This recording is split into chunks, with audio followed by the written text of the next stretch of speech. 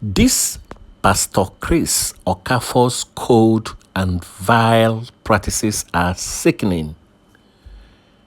The more I try to avoid talking about it, the worse the alleged ungodly misdemeanor increases.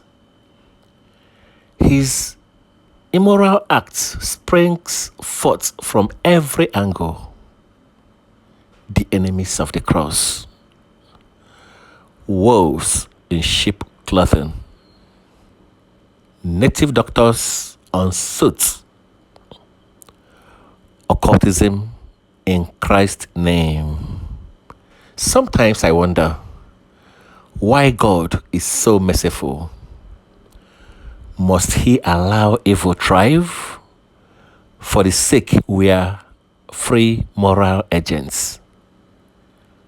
Oh, draconian devil, so dark, the corn of man. It's Precious Chidera Okafor, the daughter of Prophet Dr. Chris Okafor. I used to live with him years ago, and I left around 2020.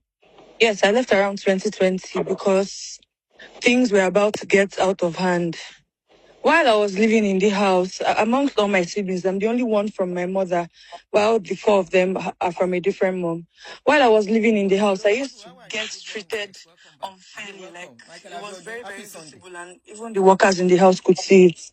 And one evening, he called me to his room that he wanted to speak to me.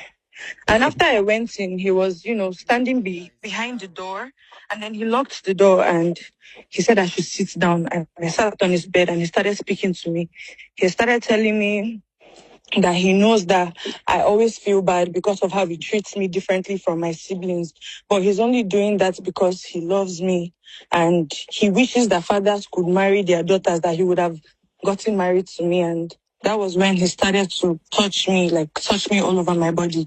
And in that moment, I was sitting very still and frozen because I could not really understand what was going on. And that was how we continued. On different occasions, he would call me.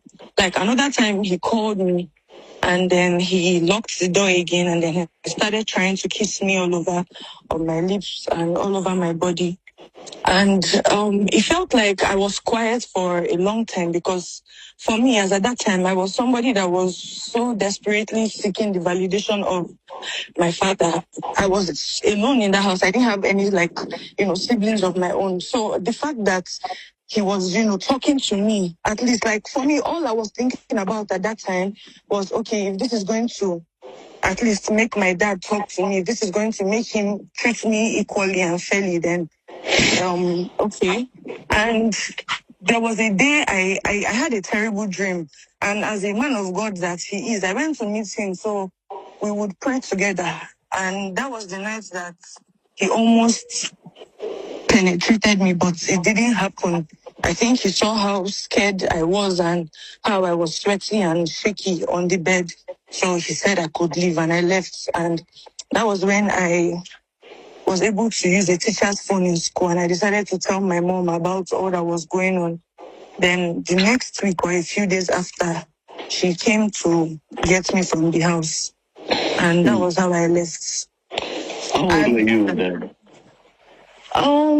I was about 14, 15 years old at that time. Wow. So when you told your mom, what did she do about it? She cried so much, and she was serving at that time. She was I think she was in a northern state, so she had to come back, like she had to calm down. And mind you, I don't know if I should put this out there, but he also forcefully had his way with my mom when she was 15. That was how she was pregnant. That was how she got pregnant. You raped your mom? You were born out of rape? Yes, out of wedlock, yes. Wow. When she was just 15, she used to attend this church and she was in the choir. So that was how he knew her, and that was how he raped her. So who pays your school fees? Like, who pays your school fee?